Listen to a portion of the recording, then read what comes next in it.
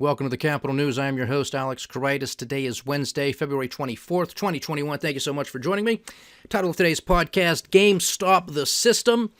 This is off of another frenzy day in the markets, especially with GameStop. Of course, this was the center of attention about a month ago, and we'll get to the price action on this one today and some comments from Charlie Munger, who is the longtime business partner and right-hand man to famed investor Warren Buffett. For what it's worth, it's a short article off of Yahoo Finance, so we'll take a look at that just to see some of his wisdom and some of his comments around GameStop, this frenzy that we're witnessing, new traders and new quote-unquote investors coming into the system, and some of his thoughts on that. So we're going to get over market performance, day two of testimony from Jay Powell, the Federal Reserve Chairman, today before some of the members of the House. Yesterday he was before Senate committee, today before the House. That'll end his testimony until 6 months from now, later in the year. And then just another little quick overview of some commodities, because we continue to see a lot of upward pressure on these prices. And to me, it's not because of a whole bunch of organic growth. Some of it may be, and we'll discuss that. But first is some market performance. The dollar index is trading at 89.98, 89.98. So still flirting with that 90 handle, but weaker for the day. Bitcoin, $49,800 per coin at the time of this podcast. Broad weakness for the dollar today, and that trend is seemingly going to continue. Now, we've mentioned before some key levels that we're paying attention to, and we're getting close to some of those key technicals. At least that's how I'm looking at it, at this 89 handle. This basically takes us to where we were back in 2017. Okay, so it's not the end of the world to be trading at these levels, but there's not a lot of support, at least technically speaking, if it breaks through this 89 and even an 88 handle. It's sort of clear sailing to the downside until you hit about 85 or 86. And still, that's not necessarily a lot of damage, although it could be, but those are some of the levels that we last witnessed back in 2010. What concerns me is if this really cuts through butter like a hot knife to the downside, and we take out the lows that we witnessed back during the great financial crisis and thereafter. So there you're talking about a 72, 73 handle. And I'm looking at a chart that's going back to the 1970s. So those were the lows, 72, 73. If we get back to those levels, Houston, we got a problem. And it might not even take getting to those levels before we announce that. Now, I'm still not ruling out the possibility of a final swan song, if you will, and we've mentioned this many times here before with respect to the dollar index, meaning it goes higher because currencies do trade relative to each other. And with all of the economic uncertainties and political and geopolitical uncertainties that are just everywhere, it's possible that the dollar could be deemed once again a flight to safety should something snap. All right, now, that's likely going to happen, that something's going to snap. The question is, will there be a flight to safety to the U.S. dollar, or will the money go somewhere else? Will it go into precious metals? Will it go into commodities? Maybe cryptocurrencies? Maybe a little bit everywhere. So that's something that we like to monitor, because if that's the case and we have the dollar index continue to go down, well, guess what's going to happen to a lot of commodities? Well, they're going to go through the roof. And that's pretty much already happening as we speak. I mean, lumber hitting all-time highs, aluminum going through the roof, copper nearing all-time highs. All right? And this is still when we are still in lockdown. There are still restrictions in most parts of the globe. It's wacky. It's wacky to be alive. Like I said yesterday, these markets are a joke. They really are. But again, a lot of this is predictable because of all of the printing that's going on globally. All of that funny money is going to make its way into different assets over time. We saw the financial assets. We see stocks, equities. We see bonds. We see real estate. Now it's making its way a little bit more heavily, a little bit more aggressively into commodities. Overnight futures trading, we have the Dow Jones Industrial Average up about 0.4%. The S&P 500 and the NASDAQ 100 both are trading up about 0.25%. The cash trade in Japan is up 1.5%. A sea of green across the pond in Europe. And the Australian trade also putting on a gain of 1%, as are Chinese stocks at the moment. On the share price front, we have Apple giving back about 0.4%, Tesla gaining 6.2% for the day to trade at $742 a share. What a difference a day makes, right? All you need is the Fed chair to come out and say, oh yeah, we're not taking anything away. We're not going to increase interest rates. We're not even thinking about doing it. We're going to pump $120 billion a month into the system, expanding our balance sheet. We're going to continue to buy treasuries. We're going to continue to buy mortgage-backed securities, even though everything's getting better, even though housing prices are at all-time highs, we're continuing to throw more juice into the system. That's what we got going on right now. Amazon gave back 1% and Facebook gave back 0.6%. On the commodity front, we have WTI at $63.15, Brent at $67.07 a barrel, oh my. Natural gas, $2.79. Gold down for the day, $1,796 per ounce. Silver up for the day, $27.98, so once again flirting very closely with that 28 handle. I like the sound of that. And copper, as we just stated, $4.33 a pound. $4.33 a pound. This thing is just going ballistic to the upside. Now, there can be some organic arguments to be made from a demand side. If countries and companies are very aggressive or are very certain that they want to start manufacturing electric vehicles, well, then you're going to need a lot of these metals. You're going to need a lot of aluminum. You're going to need a lot of silver. You're going to need a lot of copper, tin, etc., etc., cobalt. You're going to need lithium. You're going to need a whole bunch of commodities to go into these electric vehicles. And anything else that's going to pave the way for this quote-unquote green new economy or some variation thereof. The question is, how expensive is all of this stuff going to be? The question is, how efficient at the end of the day is it all going to be? Because part of the argument about electronic vehicles is, well, it's about cleaning up the environment. Well, if we have to do more mining for all of these metals and other commodities, are we really cleaning up the environment that much? Well, we're powering these vehicles via electricity. Well, where's that electricity coming from? Right? Or solar panels? Well, how does solar panels get built? What are the components to build a solar panel? How much land needs to be used to generate a certain amount of electricity to power buildings, to power households, and to power these vehicles? So these things sound good on paper. And I'm sure over time, economies of scale will kick in, and things will get more efficient, and it will be probably some sort of net gain for the environment. But that's years and years and years away. So all of these people that are preaching electric vehicles, solar panels, wind turbines, etc., they're really not looking at the bigger picture. They mean well, but their transition is basically no transition. Just stop anything related to coal, try to stop natural gas, get rid of the pipeline, stop oil, all this crap which makes no sense whatsoever. Especially for a country like the United States of America, which has abundance of oil, natural gas, and coal. I mean, we're shutting industries down. Don't want to talk about nuclear power and other sources, which could be beneficial, at least for generating a base load of electricity, which is crucial. So we have a long way to go. All of this jibber-jabber about green technologies sounds good, but it's not going to happen overnight. And I really wish people were a little bit more respectful of these facts and approach this more from an adult level and say, okay, here's what's realistic. Here's what we can do from a regulatory standpoint, creating incentives for companies to come up and start manufacturing these types of products, etc., etc. And of course, it comes down to the end consumer too. Because these cars, they still have to be manufactured properly. They still have to meet safety standards. They still have to ride well. Otherwise, the consumer's not going to buy them.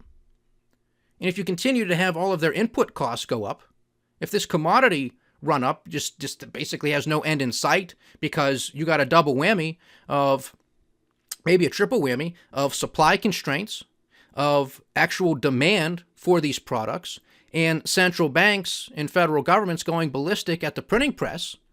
Well, then when are these prices going to come down? No, they're not, if you continue to have this perfect storm. So how expensive are these electronic vehicles going to become? And if you continue to have slow growth in the economy, who's going to be able to afford them? I mean, that's the joke here. I mean, this is not difficult to piece together. We just did it in 2 minutes. But nobody wants to have these conversations. Everybody wants to continue to pump and dump all of these stocks. Oh, yeah. Oh, yeah.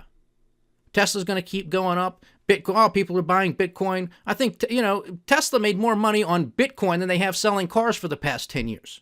I mean, this is a joke. Like I said yesterday, these markets are a joke. We're a laughingstock. Who cares, right? As long as you're somebody who owns Tesla or Bitcoin or something that keeps going up, you don't care what type of damage it's doing to the underlying economy or to society. As long as your portfolio is going up, that's it. I mean, this is really revealing who we are. We are no longer a nation of laws, but we are now a nation of men. This is a jungle. This is a free-for-all. So everybody get yours and don't worry what happens to the next guy. This will not end well, believe me when I tell you. So those are some things to consider. And the other thing that is obviously of great concern, because it's not just taking place in the metals space, but also with agricultural products. So food. That is not going to bode well when you have a bunch of dry tinder all over the place. Revolutions are fought on empty stomachs. If you continue to have slow growth in many parts of the world, especially in countries where there are demographics with younger people making up the bulk of that economy, you're asking for trouble. Because younger people naturally want to be able to find a job, build a career, start a family, and go through, let's just call it the natural process of things. If those opportunities are not there for them because the cost of living is so high, because of inflation, because of printing press policies, because of mismanagement at government, well, then guess what's going to happen? You're going to have revolutions. You're going to have massive protests and riots and coups. That's just going to happen. We've already been seeing it for the past couple of years. There was a little bit of a brake check last year in 2020 because of COVID-19 and all of the lockdowns and restrictions. Got some people off of the streets for a little while, but not entirely. And we're back in full force almost right now. We've seen, obviously, the militarized coup in Myanmar and continuation of strikes by the people who are protesting the coup. We saw the protests taking place in Russia. We see protests taking place in Ecuador. We see protests taking place in Spain. And sometimes some of it's week-long. Sometimes it's weekend warriors that are coming out. This is far from over. Far from over. This is a time in history, okay? This is not going to happen overnight. But this decade is going to be absolutely wild. Because they cannot continue to pump everything up because this is their foundation is built upon sand. This is a mirage. It's smoke and mirrors. That's what we continue to hear from Jay Powell today. And we'll get to that momentarily, but let's round it out with Uncle Sam's 10-year junk note that yielding 1.4%. 1.4%, so continuing its climb higher. And as I've been stating here for the past couple of years, right, this is our analysis. There's capital economics presentations on this. In addition to what I've been saying here on this podcast, it's not going to take a very high interest rate or a very high yield on the 10-year note or the 30-year bond here in the U.S. to prick this bubble, because this bubble is even more fragile than what it was last year, 2 years ago, because of the immense amount of liquidity that we have thrown into the system, the amount of zombie corporations that we have created, and the amount of zombie corporations that we have continued to sustain. This is a net drag on economic growth today and in the future. About 20% of U.S. corporations, all of them, small, mid, large, are classified as zombies. That was a couple months ago. So I can guarantee you that number's even worse today. No end in sight with stopping these policies. And I wish somebody would ask Jay Powell, why do we even have markets? And I'm being serious. Why do we even have markets? Why have a stock market? Why have a bond market? Why even concern ourselves with this? This is basically a middleman. Just Federal Reserve, print the money, and throw it into our bank accounts and call it a day. That's it. And you can make it even. Everybody gets the same amount. Or you can say, okay, well, everybody has different needs and desires and wants and this, that, and the other. So if this guy needs $1 million, give him $1 million. If this guy only needs 10 grand, give him 10 grand. They're equally happy.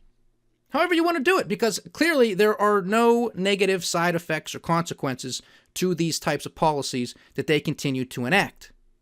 And they believe they can be in front of anything that gets out of hand, which is completely ridiculous because they're always reactive for the most part, and they're always making the wrong decision. And of course, we have to continue to pay for it. But if you're not going to allow for true price discovery in these markets, then why have them? If they can only go up, if they can only be a perpetual money-making machine, and if you're not going to allow a lot of businesses to go under, which is why you're propping them up, turning them into zombies, well, then why have markets? Why have the New York Stock Exchange? Why have NASDAQ? Why have any of these platforms? Why have the Chicago Board of Exchange? All of it. Get rid of all of them. Why have these people going to work? You don't need it. Print the money, and there you have it. Because if everything's just going to go up, well, then just give people money. There's no price discovery. There's no need to do any type of research. So why do you have to have financial advisors? If everything just goes up, well, then what good are they? What are they doing research for? Everything goes up. That's it. That's the end of your research. You're done. You don't need to pay somebody 6 figures a year to do that. They're going to print the money. It's going to go here, and then it's going to go up. Just get rid of the middlemen and just put it in people's bank accounts. That's a legitimate question to what these idiots are doing. And I would like to hear his answer to that. When is this going to stop? What is the limit? Because at $120 billion per month through the end of this year alone will put the Fed's balance sheet over $8.5 trillion. And I think it's likely going to hit $10 trillion. Because nobody else wants this crap, our debt, and I don't blame them. But that's what's going on everywhere else. Nobody else wants China's debt because it's crap. Nobody wants European debt because it's crap. So the People's Bank of China is buying theirs, ECB's buying Europe's, Bank of England's buying the UK's, etc., etc. That's it. This is an experiment. This is one of the biggest, probably is the biggest economic experiment that's ever been tried.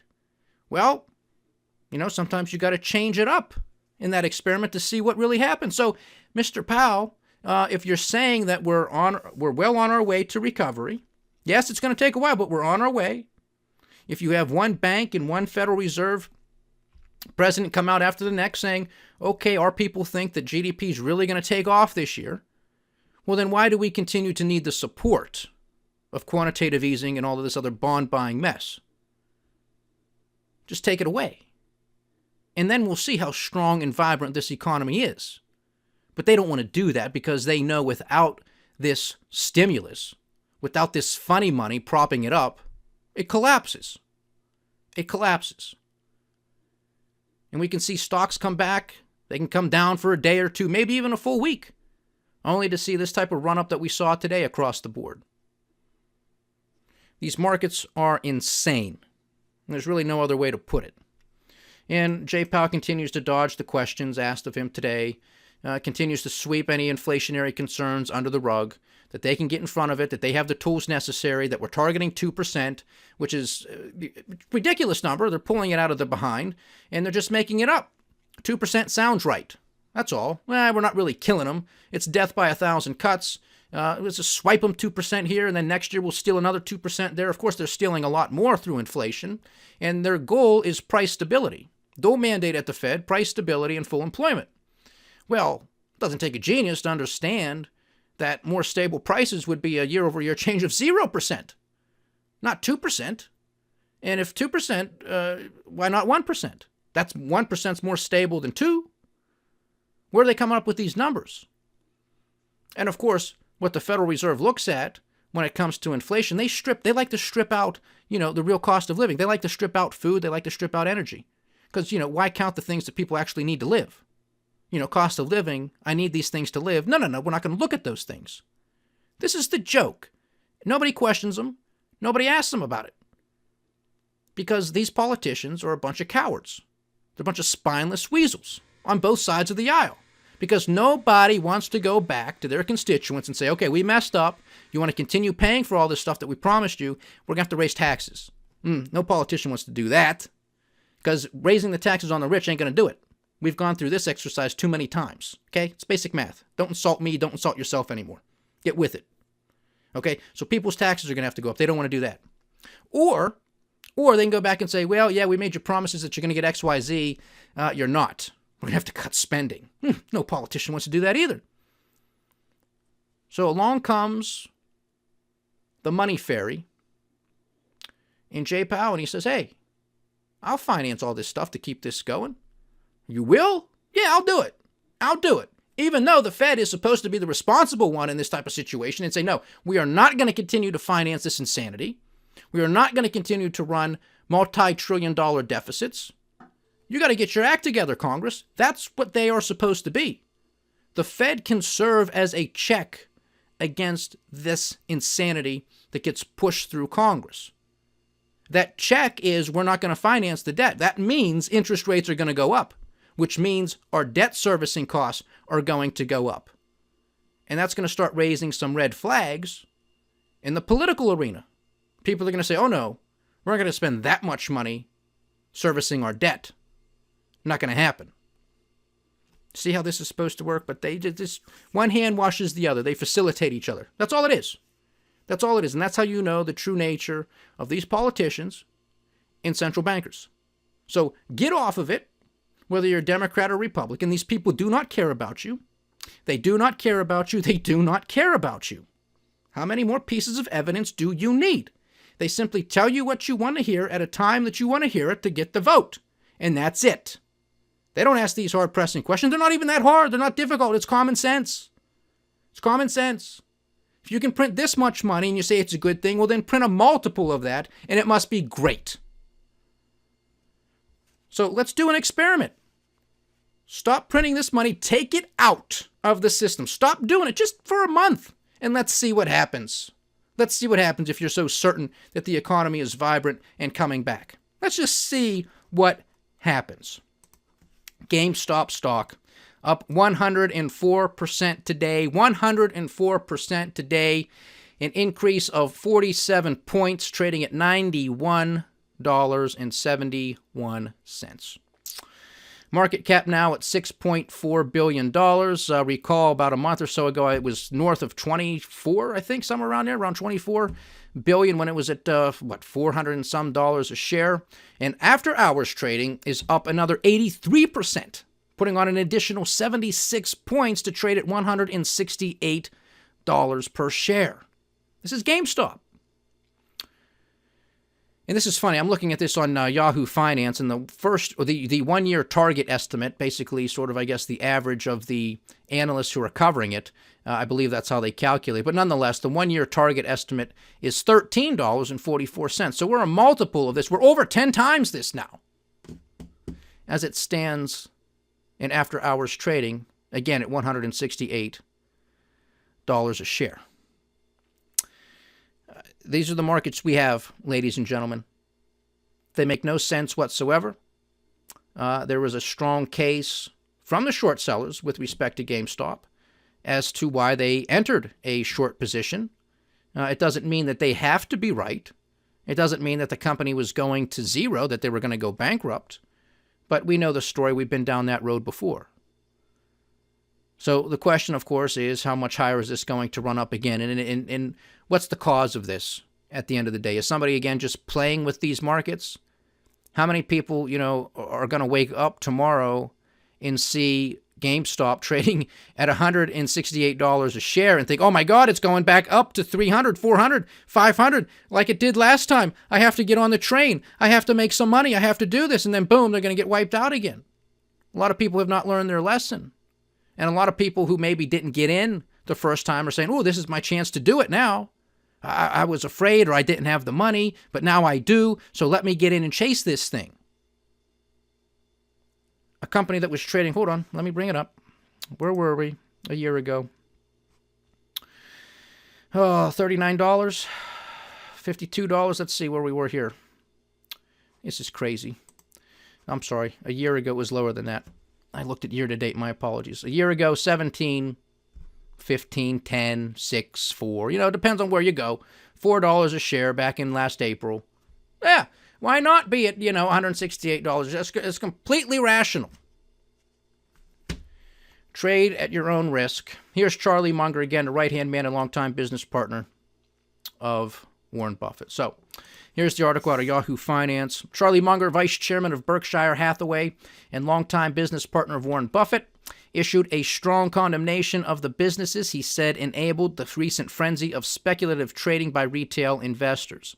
The 97-year-old investor, speaking during a question and answer session at the annual meeting of shareholders of the Daily Journal Corporation in Los Angeles, responded to a query about the recent run-up in shares of heavily shorted stocks like GameStop last month. Quote, that's the kind of thing that can happen when you get a whole lot of people who are using liquid stock markets to gamble the way that they would in betting on racehorses. And the frenzy is fed by people who are getting commissions and other revenues out of this new bunch of gamblers. And of course, when things get extreme, you have things like that short squeeze. Continuing, he says, it's not generally noticed by the public, but clearinghouses clear all of these trades. And when things get as crazy as they were in the event you're talking about, there are threats of clearinghouse failures. So it gets very dangerous, end quote. That's the whole thing where people are jumping on these bandwagons, not understanding how markets work, not understanding the plumbing that goes on behind the scenes, and that this is not just little guy versus the big guy. Markets are here to benefit everybody. Markets can be a win-win situation. That's not to be weaponized. It's not to be used as a personal vendetta because you don't like a hedge fund or an institutional investor or a CEO, etc., etc. Again, no longer a nation of laws, but a nation of men. This is the jungle. The specter of a clearinghouse failure was one of the issues raised during the U.S. House Financial Services hearing on the Reddit-fueled trading frenzy earlier this month. During the hearing, Vlad Tenev, the CEO of Robinhood, the online brokerage popular with retail investors, admitted that the company would not have been able to post the $3 billion in required collateral that the Depository Trust and Clearing Corporation made against the company in late January after investors flooded the platform with trades. In a worst-case scenario, this ultimately could have forced liquidation of the unsettled clearing portfolio and resulted in a total lack of access to the markets by users, according to Tenev. Ultimately, Robinhood restricted trading in GameStop and dozens of other equities to the chagrin of its users. This is Munger now. Quote, It's really stupid to have a culture which encourages as much gambling in stocks by people who have the mindset of racetrack bettors. And of course, it's going to create trouble as it did. And I have a very simple idea on the subject. I think you should try and make your money in this world by selling other people things that are good for them. That's exactly what markets are here for. And if you're selling them gambling services, where you rake profits off the top like many of these new brokers who specialize in luring the gamblers in, I think it's a dirty way to make money, and I think that we're crazy to allow it. In another question, Munger was asked whether he still identified wretched excess in the financial system, as he had warned of in February of 2020, and asked where he saw the excesses as most egregious in the current market. Quote, it's most egregious in the momentum trading by novice investors, lured in by new types of brokerage operations, like Robinhood, and I think all of this activity is regrettable. I think civilization would do better without it. I happen to agree with that. And I also happen to agree, in free markets and allowing people to do what they want. I mean, this is their money. It's their risk. I just think it's going to cause a lot more damage than it is going to add to any type of net benefit. And people are ignorant. And people don't know. They don't understand what's going on. They think everybody's their best friend because they're in a group on Reddit or Twitter or some other social media platform that they're following, and they think these people are looking out for them. They already bought. Now they're telling you to do the same thing. Pump and dump schemes. I don't know where the regulators are on this because that's illegal. That's wrong. That's fraud. And this is what we're going to continue to witness. You know, I was hopeful, like an idiot. I don't know why I was, but I was hopeful that this wasn't going to happen again with GameStop. And here we are only a few short weeks after the fact of the first frenzy, and we got 100% up on the day and almost another 100% in after-hours trading at 83%. So we'll see what happens tomorrow. The futures are in the green. Everything seems to be just fine, but we're going to continue to pump more money into the system. Oh, that's why everything's going up, not because the system's getting better, not because it has a leg to stand on, but we're going to continue to throw money, funny money into the system. I got it. I got it. Because it's a funny thing. Like I said a month ago, it would be very interesting if GameStop is, you know, a play on words here for GameStop the system. That's it. The game is over. GameStop equals game over. That's the question. That's the question. And that's an argument that can be made. These systems are, these markets are broken. The question is, how much longer can they run? We're going to find out. Stay diversified, stay vigilant, and stay with the Capital News. I am Alex Kreitis. Godspeed.